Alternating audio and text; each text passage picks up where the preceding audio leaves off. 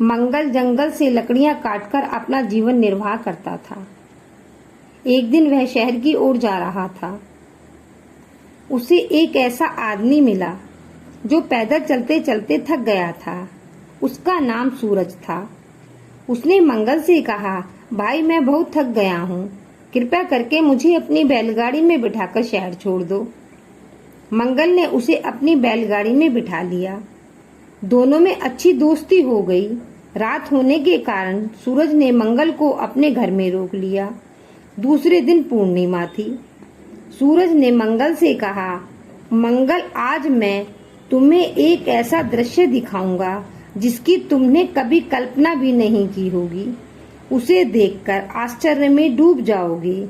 मेरे नगर के राजा का एक प्रधान खजांची है। उसका सिद्धांत है खाना पीना और आनंद से रहना। वह कहता है एक न एक दिन मनुष्य को सब कुछ छोड़कर चलना पड़ता है, अतः संघर्ष से कोई लाभ नहीं है। मनुष्य को अपने जीवन में जो भी वस्तुएं हैं उनका उपयोग कर लेना चाहिए। यूं तो खजांची प्रतिदिन बड़े ठाट बाट से भोजन करता है, पर पूर्णिमा की रात को जिस दिन पूर्णिमा होती है उस दिन बड़े ही ढंग से भोजन करता है। वह देखने योग्य होता है। उसका भोजन सोने के बर्तनों में तैयार किया जाता है और वह जिन बर्तनों में भोजन करता है वह भी सोने के होते हैं। वह जिस पटरे पर बैठकर भोजन करता है वह भी सोने का होता है।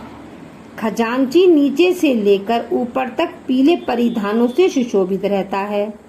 उसके शरीर पर सोने के अमूल्य आभूषण रहते हैं।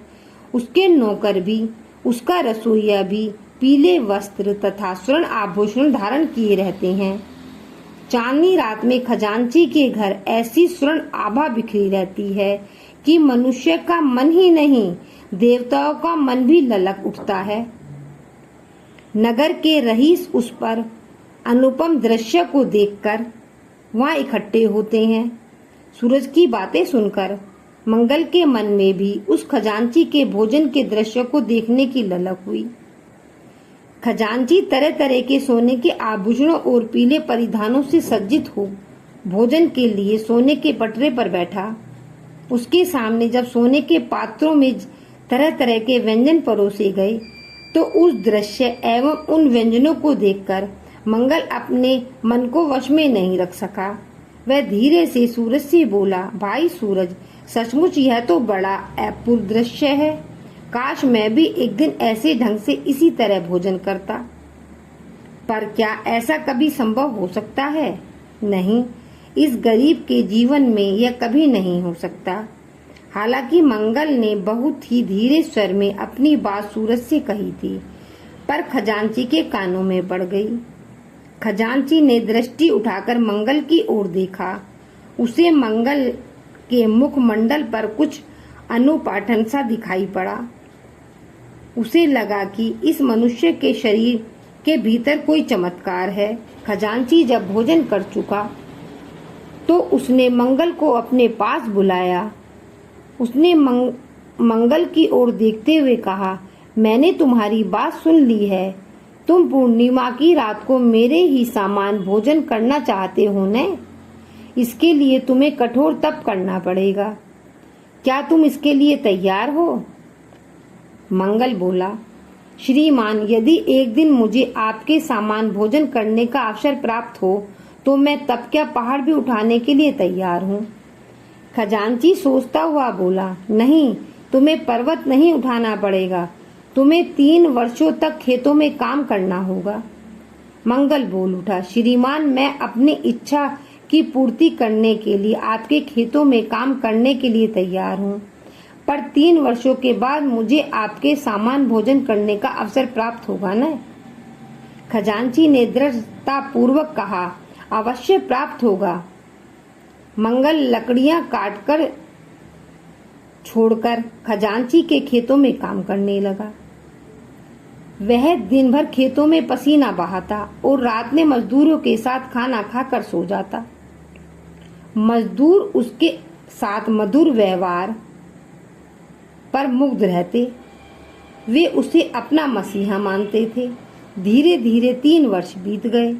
मंगल की लगन मेहनत और उसके प्रेम से 3 वर्षों में खजांची के खेतों में इतना अनाज पैदा हुआ कि उसके लिए रखना भी कठिन हो गया। खजांची मंगल के परिश्रम पर मुग्ध हो गया।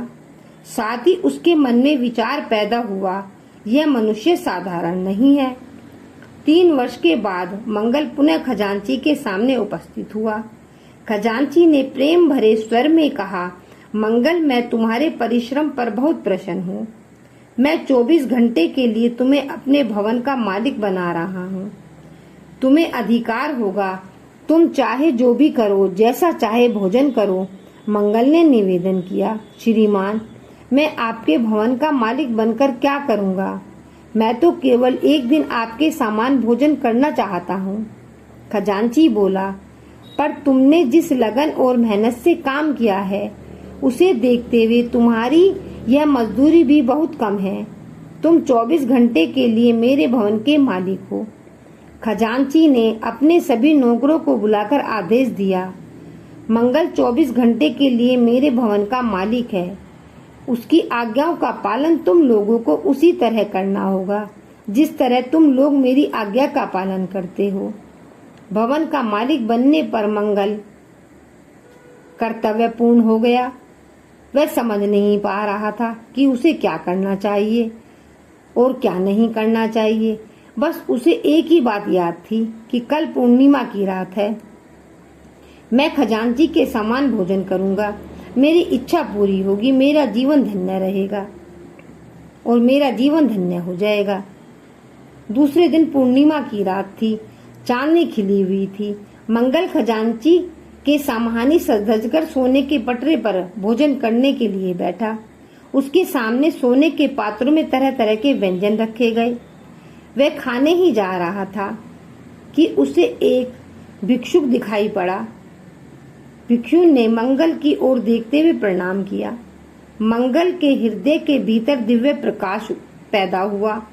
उस प्रकाश से अपने आप को उसने देखा कि सारा विश्व उसके भीतर है, सारा ब्रह्मांड उसके भीतर है और सारे प्राणी उसके भीतर है। मंगल ने बिना किसी मोह के अपना भोजन उस भिक्षु को दान में दे दिया। खजांची आश्चर्यचकित हो गया। उसने आश्चर्य से भरे स्वर में कहा, मंगल, तुमने यह क्या किया? जिस भोजन के लिए तुमने 3 वर्षों तक श्रम किया, उसे तुमने भिक्षुक को दे दिया।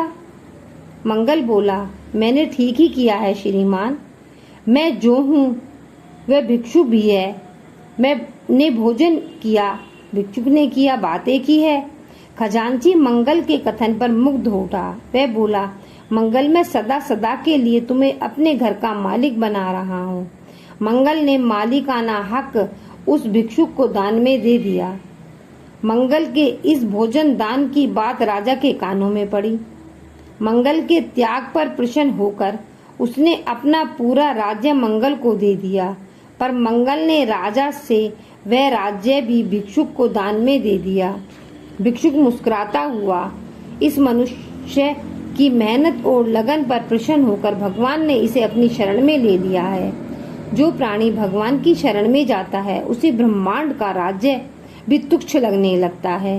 मंगल के त्याग का प्रभाव खजांची और राजा के मन पर भी पड़ा। वे दोनों भी अपना सब कुछ छोड़कर भिक्षुक बन गए। एक मनुष्य को दूसरे मनुष्य की सहायता करनी चाहिए। श्रम और लगन दृढ़ता से मनुष्य अपनी मंजिल पर पहुंचता है। मेहनत, सेवा, त्याग ही मनुष्य का सबसे बड़ा गुण है। परिश्रमी और प्रेमनिष्ठ मनुष्य को ईश्वर की कृपा सदैव मिलती रहती है। उस पर सदैव भगवान की कृपा बनी रहती है। जो मनुष्य मेहनती हैं, सबसे प्रेम करने वाले हैं, तो ईश्वर तो उनके साथ हमेशा रहता है। दोस्तों, कहानी अच्छी लगी हो तो वीडियो को लाइक करें। चैनल पर नए हैं तो चैनल को सब्सक्राइब करें। जल्दी मिलती हूँ एक नई कहानी के साथ। कहानी सुनने के लिए धन्यवाद।